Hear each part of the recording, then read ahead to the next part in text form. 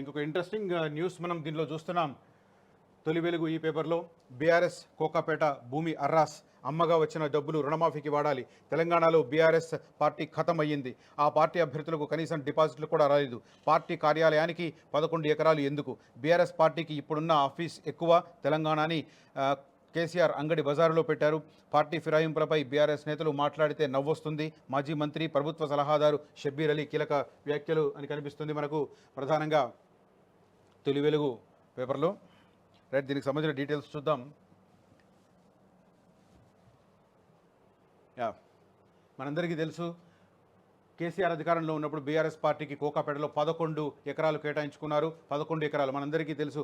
గతంలో కోకాపేటలో భూములు యాక్షన్ వేసినప్పుడు ఎకరం 100 కోట్లు పలికిన పరిస్థితి. ఆ లెక్కన ఇది 1100 కోట్ల రూపాయల విలువైన 11 ఎకరాలను బీఆర్ఎస్ పార్టీకి అప్పగించాడు. తన సొంత పార్టీకి అప్పగించిన పరిస్థితి ఆనాటి ముఖ్యమంత్రి. ఇప్పుడు దాన్ని రిటర్న్ తీసుకోవాలని కాంగ్రెస్ నేతలు డిమాండ్ చేస్తున్నారు. బీఆర్ఎస్ కోకాపేట భూమి అర్రాస్, అమ్మగా వచ్చిన డబ్బులు రుణమాఫీకి వాడాలి. తెలంగాణలో బీఆర్ఎస్ పార్టీ ఖతమయ్యింది. ఆ పార్టీ అభ్యర్థులకు కనీసం డిపాజిట్లు కూడా రాలేదు.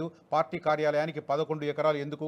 బీఆర్ఎస్ పార్టీకి ఇప్పుడున్న ఆఫీస్ ఎక్కువ అంటూ షబ్బీర్ అలీ చేసిన వ్యాఖ్యలు. కోకాపేటలో బీఆర్ఎస్ పార్టీ కోసం కేటాయించిన 11 ఎకరాల స్థలాన్ని వాపసు తీసుకోవాలని మాజీ మంత్రి, ప్రభుత్వ సలహాదారు షబ్బీర్ అలీ అన్నారు. సోమవారం మీడియాతో మాట్లాడుతూ జాగా అమ్మగా వచ్చిన సొమ్మును రుణమాఫీ కోసం వినియోగించాలని అన్నారు. తెలంగాణలో బీఆర్ఎస్ పార్టీ ఖతమయ్యింది. పార్లమెంటు ఎన్నికల్లో ఆ పార్టీ అభ్యర్థులకు కనీసం డిపాజిట్లు కూడా రాలేదని అన్నారు. అటువంటి పార్టీకి హైదరాబాద్లో 11 ఎకరాల కార్యాలయం ఎందుకు? ఆ భూమిని ప్రభుత్వం వెనక్కి తీసుకోవాలి అంటూ ఆయన చేసిన వ్యాఖ్యలు. బీఆర్ఎస్ పార్టీకి ఇప్పుడున్న ఆఫీస్ ఎక్కువ, దానికి కూడా మేమే భూమి ఇచ్చాం. తెలంగాణని కేసీఆర్ అంగడి బజార్లో పెట్టారు. కేసీఆర్ తెలంగాణకి అమ్మకానికి పెట్టారు అంటూ తీవ్ర వ్యాఖ్యలు చేశారు. తెలంగాణలో పార్టీ ఫిరాయింపులపై బీఆర్ఎస్ నేతలు మాట్లాడితే నవ్వు వస్తుందని ఎద్దేవా చేశారు. 2018 ఎన్నికల తర్వాత 18 మంది కాంగ్రెస్ ఎమ్మెల్యేల్లో 12 మందికి బీఆర్ఎస్ కండువాలు కప్పింది ఎవరు అని ఆయన ప్రశ్నించారు. నాటి సీఎల్పీ నేత భట్టి విక్రమార్కకు ప్రతిపక్ష హోదా లేకుండా చేయలేదా అని గుర్తు చేశారు.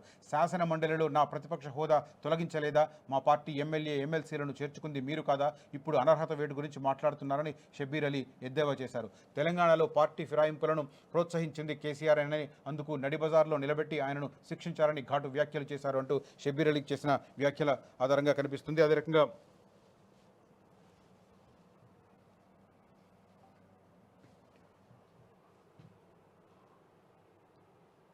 రైట్, పార్టీ కార్యాలయాలకు భూములు కేటాయించడం అనేది సహజమే. కాకపోతే అబ్నార్మల్గా కేటాయించడం.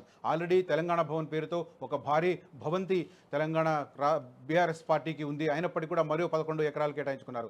కాంగ్రెస్ పార్టీ కూడా అంతే. ఒక రకంగా ఈ విషయంలో మినహాయింపు కాదు. కాంగ్రెస్ పార్టీ కూడా గాంధీ భవన్లో కేంద్ర కార్యాలయం ఉన్నప్పటికీ బోయినపల్లిలో ఒక అధ్యయన సంస్థ పేరిట పార్టీకి ల్యాండ్ కేటాయించుకున్న పరిస్థితి గతంలో ఆ పార్టీ ప్రభుత్వంలో ఉన్నప్పుడు. సేమ్ ఇప్పుడు బీఆర్ఎస్ పార్టీ గత 10 ఏళ్ల కాలంలో కూడా ఆల్రెడీ పార్టీకి ఒక పెద్ద భవనం ఉన్నప్పటికీ కూడా మళ్ళీ 11 ఎకరాలు ఒక ఖరీదైన ప్రాంతంలో, కోకాపేట ప్రాంతంలో తీసుకున్న పరిస్థితి. అంటే ఎవరు అధికారంలో ఉంటే వారు ఆ పార్టీకి ప్రయోజనాలు చేకూర్చే రకంగా నిర్ణయాలు తీసుకుంటారనేది వెరీ కామన్ కనిపిస్తుంది. గతంలో కూడా తెలుగుదేశం పార్టీ అధికారంలో ఉన్నప్పుడు ఆ పార్టీ కార్యాలయం కోసం రోడ్ నెంబర్ 2 బంజారాహిల్స్లో కూడా భారీ ఎత్తున స్థలాన్ని కేటాయించుకున్న పరిస్థితి.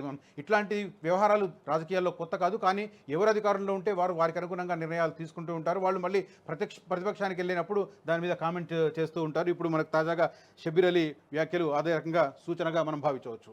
అసలైన తొలి వెలుగు. ఫాలో వాట్సాప్ @తొలి వెలుగు official.